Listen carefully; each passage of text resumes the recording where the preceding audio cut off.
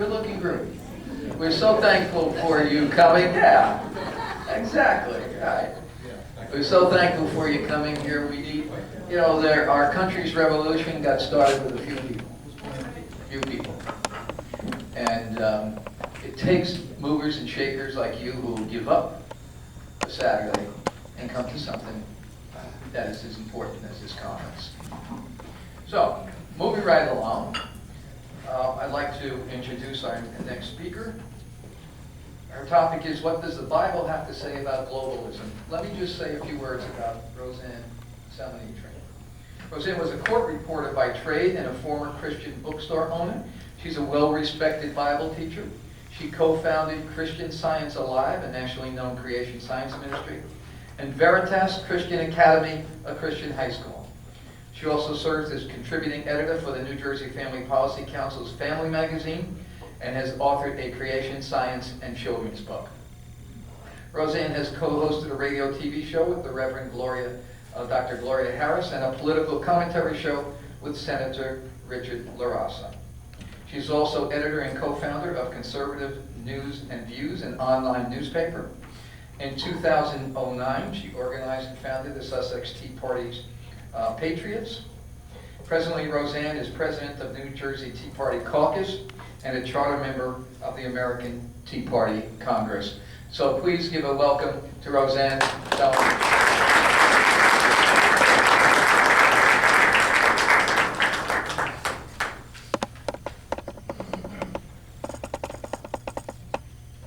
Well, we're going to start in a little bit of an unusual place for this presentation.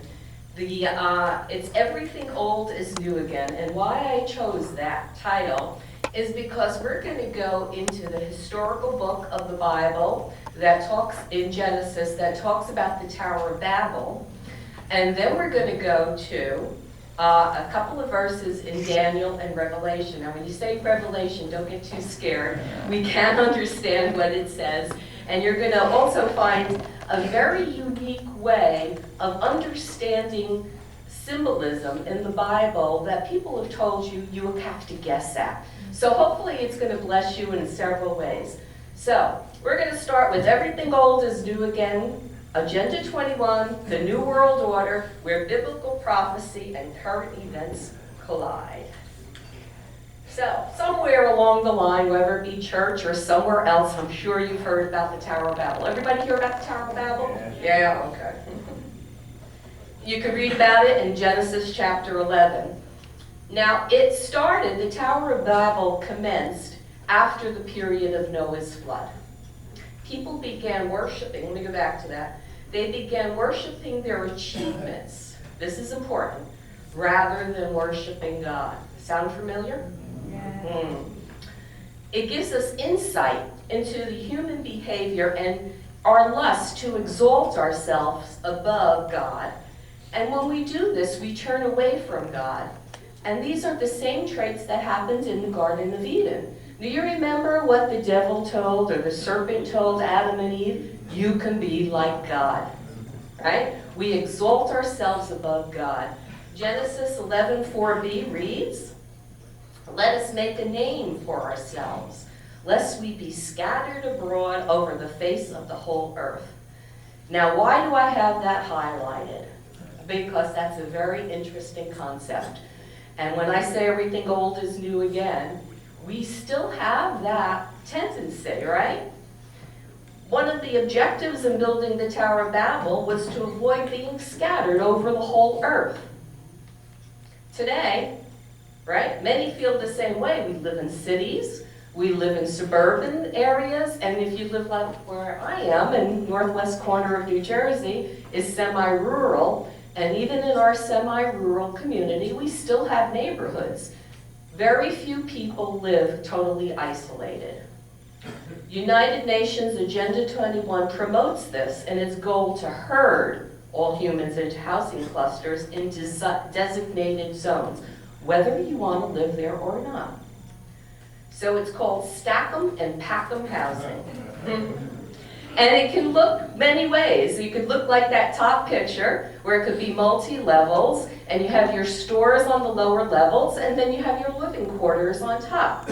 And although I use that bottom picture because it could be simpler, with just the store on the bottom and the apartments on top, that probably is not an accurate picture, according to Agenda 21, because you would not have the cars there, nor would you have the air conditioner in the window. And the reason why is because if you want to save the environment, we have to do away with these nasty cars. And air conditioning is one of the things they attribute to a consumer nation. So the purpose of having the stores under where you live is so that you don't have to drive around. That's if you buy into global warming. Now this map shows you, if you look at the red, and you look at the yellow spots, where you see is the dominant part of the map, those are areas that you're not going to be able to live in. And the red parts, you're not even going to be able to walk there. Extremely limited views.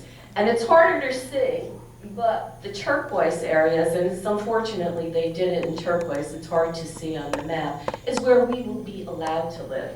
Now, someone who lives in Sussex County, this is a horror. That means I have to leave my beautiful countryside and move into the city. Now, if you want to live in the city, that's fine, you live there. But don't tell me I have to do that. And that's just what Agenda 21 does. They have to cluster us all together.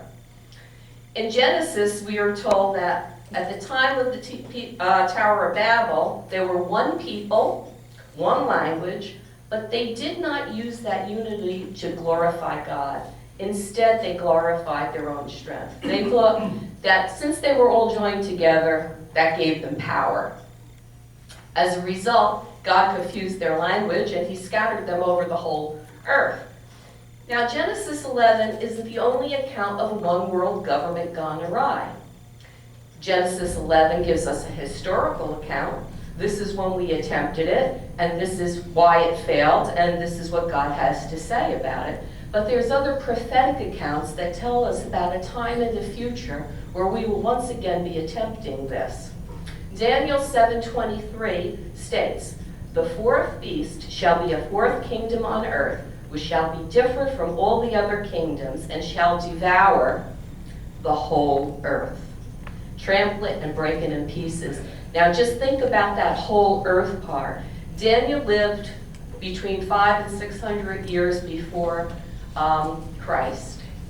So he's telling us at this point there's going to be a time in history, in the future, where there's going to be a government that encompasses the whole earth. This is pretty significant. I don't know about you, but I can barely tell you what I'm going to do tomorrow. Never mind this amount of time in the future. So what else did? The book of Revelation gives us several references to such an entity, and we refer to it as the latter days. Now, I have to say something here, that when we think of a prophet or we think of a prophecy, do not think of somebody with a crystal ball in front of them. That's not the purpose of a prophet. The purpose of a prophet is to tell you what's going to happen so that you will repent and turn back to God. So we look at these prophecies and we get all excited and it tickles our imagination. These are the things that are going to happen in the future. There's a reason God is telling you this, and you have to keep it in mind. In Revelation chapter 17, we're told of a great harlot who sits on the many waters. And we're going to clarify, when you leave here today, you're going to know exactly what that means. You know, we have this image, but you're going to understand, not because I tell you, but because God has made it clear. The definition of many waters is established in Revelation 17:15. In other words, the Bible tells us what the many waters represent. It tells us, and he said to me, now this is the angel talking to John who's writing Revelation, "The waters which you saw, where the harlot sits, are peoples, multitudes, nations, and tongues." So when you see that imagery, and you say, what am I supposed to make of that? Well, that's what you're supposed to make of it to start with. You don't have to guess. The Bible actually tells us what those waters represent. 2, the Bible provided the interpretation, as it does in a lot of times. So we also can use the Bible to interpret the Bible regarding the nations being referred to in the feminine sense, and sometimes as a harlot if it asserted its own prosperity above the worship of God. In Hosea, we have such a verse, and it's compared to an apostate Israel, to a harlot. And why does God make that reference, that this is a harlot that sits on top of the many waters? Because she is unfaithful to God. That's why a harlot is used. So we already understand 2 pretty significant parts about this verse that you might have just glossed over if you just read through Revelation. So all throughout Scripture, apostate means a falling away from the faith. So when a harlot is used symbolically in Scripture, it usually represents an unfaithful government or a nation or one that has fallen away from or abandoned its faith in God. Hosea states, "Go take yourself a harlot, a wife of harlotry and children of harlotry, for the land has committed great harlotry by departing from the Lord." See, you don't have to guess. It's there. There's no conversation to be had about this, that why is God using a harlot? He tells us why and what the meaning of a harlot is. So that in the case of the harlot in Revelation, an unfaithful government would be comprised of many nations, remember many nations, worldwide system that is turned away from God. Do we see that today? Yeah. We have the unfaithful nation, and we have many nations speaking different languages. That's the condition of the world. So, what else are we told about this harlot? She sits on a beast with 7 heads and 10 horns. And once again, the Bible tells us what this means. It says, "And he said to me," again the angel speaking to John, "the waters which you saw, where the harlot sits, are peoples, multitudes, and nations, and tongues." For years we've been taught that the 7 heads represent the 7 hills of Rome. Right? And at the time of the book of Revelation was written, that was a pretty plausible explanation, because why? Rome was referred to as the city on 7 hills, so that was reasonable. They didn't have Columbus. This was before Columbus. We didn't know that we had what? 7 continents. Remember, it says, many nations, many tongues, a multitude of people.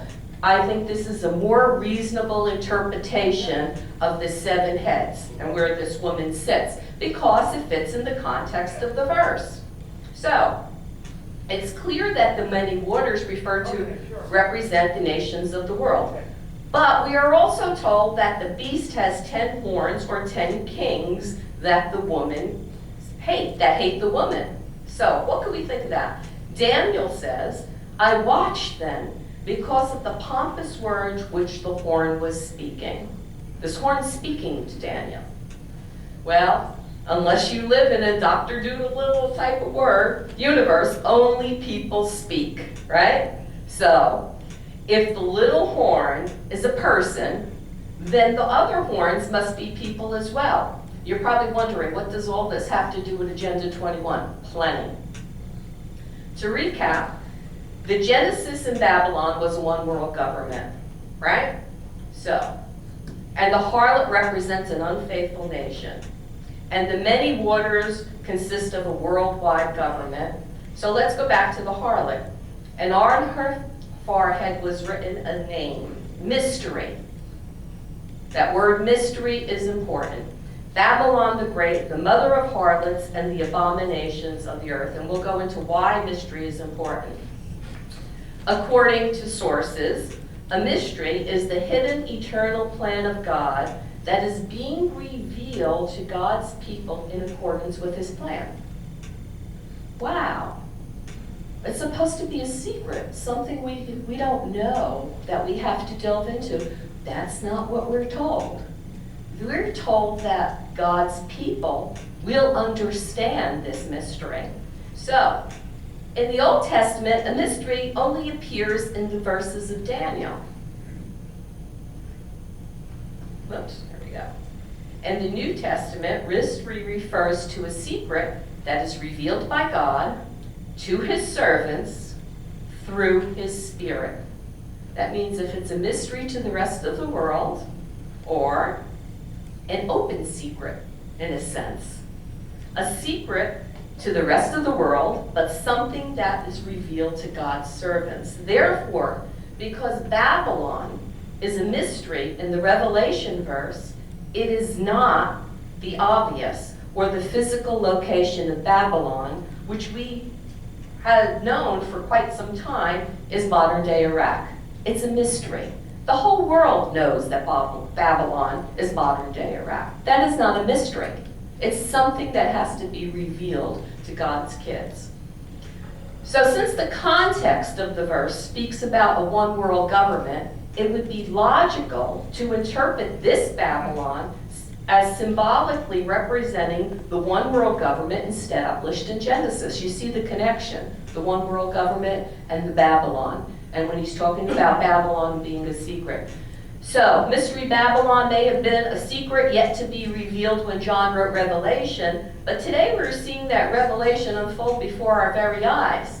The next question we will be addressing is, does UN Agenda 21 fulfill biblical prophecy regarding the one world government? And a lot of you here are familiar with Agenda 21 and a lot of you aren't. But the argument that Mystery Babylon is a one-world government becomes stronger when one considers the characteristics that the Genesis Babylon and Revelation Mystery Babylon have in common. So, Babylon in Genesis was a one-world united, and it was apostate. And Babylon in Revelation is one world united and apostate. You see the correlation? So, it's once again supported in Revelation 17, verses 17 and 18, which speak about this entity of being one mind. Remember, in Babylon, at the Tower, they wanted to be in one mind, one people, and reign over the kings of the earth. And Revelation says, for God has put it into their hearts to fulfill his purpose to be of one, or we can say united in purpose. The woman, the harlot sitting on 7 heads, whom you saw, is that great city which reigns over the kings of the earth. The word apostate means that there has been a falling away of faith or a falling away from God. A characteristic that accompanies apostasy is, or the results from it, is unfaithfulness.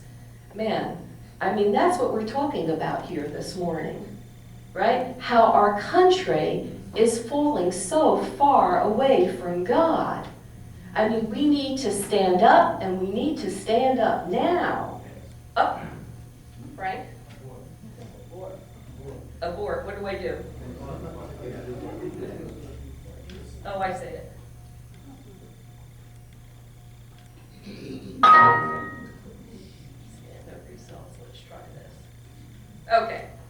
2 Thessalonians says, it speaks about an apostate time prior to the return of Christ. So again, we have more prophecies here that are telling us about this apostate time, or when we're falling away from Christ. It says, let no one deceive you by any means, for that day will not come, they're talking about the return of Christ, unless the falling away comes first, and the man of sin, or the lawless one, or whom we refer to as the Antichrist, is revealed, the son of perdition. Again, 2 characteristics of world conditions before Christ returns. Apostasy and an emergence of a one-world government. Now, how did we get here? Frank, you asked, where are you? You asked that question. I don't know where Frank went. Frank asked that question. How did we get here? Our roots were so strong. How did we get to a point where people don't want to hear that this is a Christian nation anymore? Well, this is my opinion now. Since Darwin wrote Origin of Species, evolution has made it seem foolish to believe in God. I was counseling a young mother who was going through a divorce. And her son, she was more upset about her son than her divorce. And she said he had been so active in the church all through grade school. He got in high school and he turned around to his mother and he said to her, "Mom, how could you still believe in that stuff?" That's where we are. How did we abandon our faith? Because it now is out of vogue. We now seem foolish. Barna Research, and this is when I got involved in creation science ministries, because I read this statistic. Barna Research did a study a while back, that concluded that over 70% of Christian students raised in Bible-believing homes intended to leave the faith after graduation from high school as a direct result of the teaching of evolution. And let me tell you, I have a bit of a science background as well, and I have looked into the theory of evolution. It's one lie after another. We are losing our kids to a lie. Now the Southern Baptists, I don't know, maybe Reverend Kraft could give me the statistic, but I hear recently they did a new study, and the new study was worse, that it's up to 90 and 95% of our kids we're losing because of evolution. So it's entirely possible that the teaching of evolution is one of the answers how we got to where we are today. So how close are we to becoming part of an apostate New World Order? President George H.W. Bush, now this is not partisan, because here we have a Republican president in 1991, his State of the Union address. He said, "What is at stake is more than one small country, that's us. It is a big idea, a new world order, where diverse nations are drawn together in a common cause to achieve the universal aspirations of mankind." Yeah, ever since the Tower of Babel. Peace and security and freedom and the rule of law. Such is a world worthy of our struggle and worthy of our children's future. Sad. Sound familiar? It should.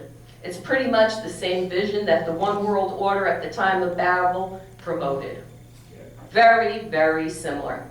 Everything gold is new again. So, President Bush wasn't the only world leader to promote the New World Order. Of course, you would expect someone like Gorbachev to send this in his historic address to the United Nations on December 7th of all days.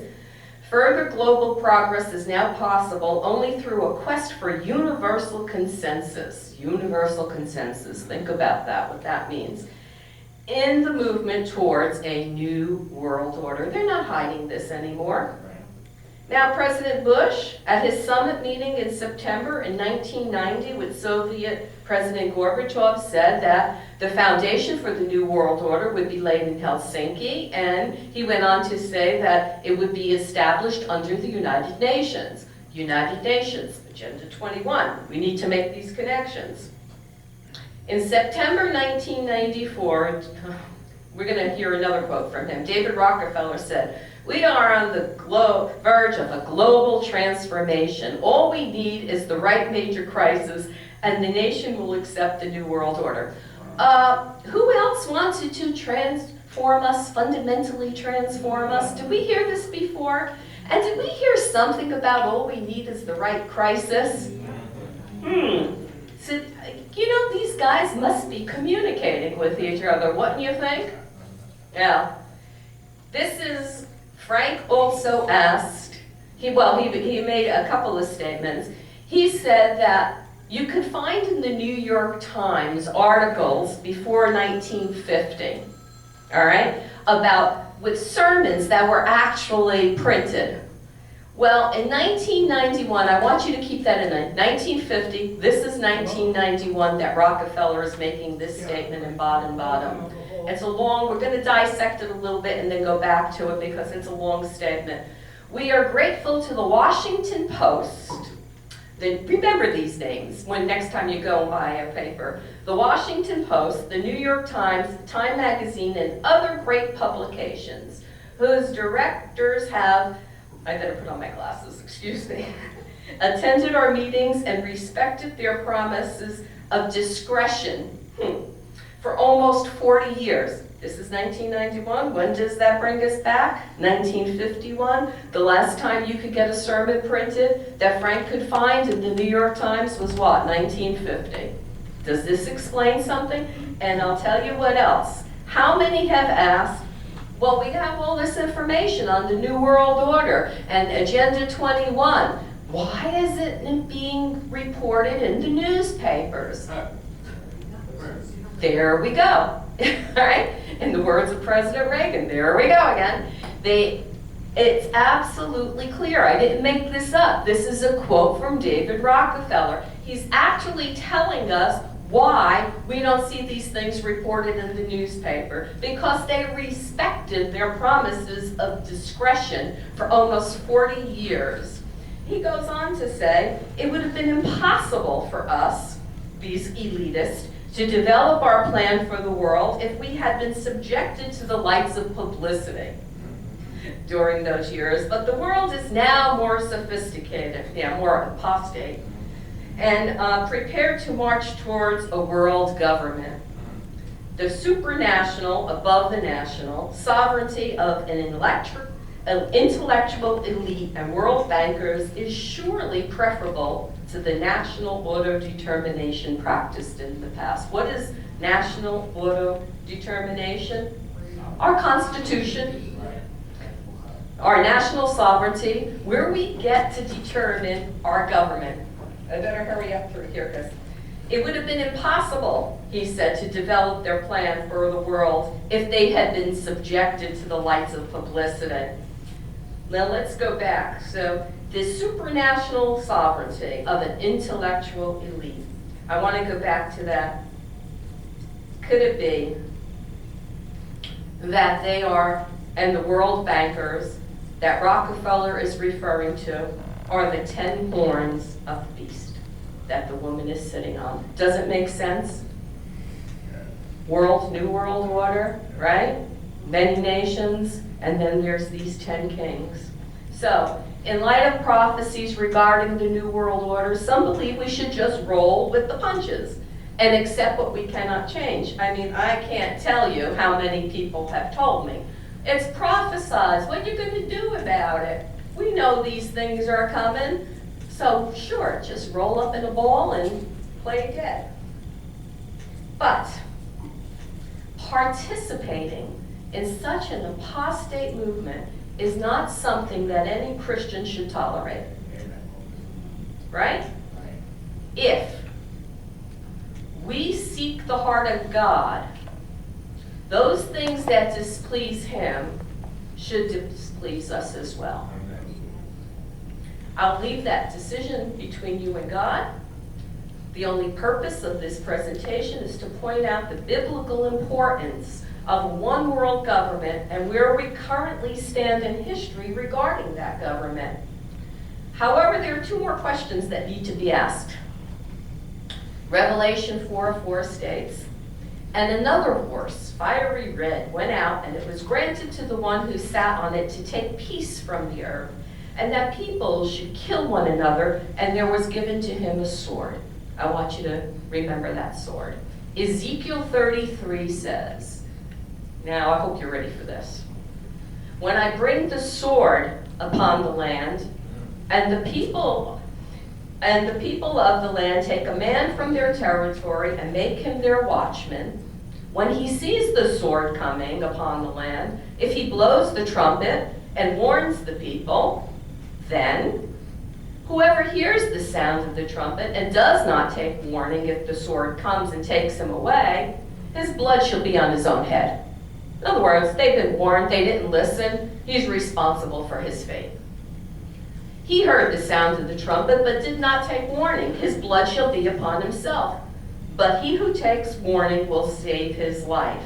But if the watchman sees the sword coming and does not blow the trumpet, and the people are not warned, and the sword comes and takes away any person from among them, he is taken away, that person's taken away in his iniquity. But, here's where, this is for us. His blood I will require at the watchman's hand. You didn't blow that trumpet, you're responsible. You knew what was coming, you didn't speak up, his blood is going to be on your hands. The final question that only you and God can answer. Are you one of God's watchmen? And if so, will you blow the trumpet to warn the people? Demetrius said, stand up. Or will God be requiring their blood of you? May God bless you, and may God continue to bless America.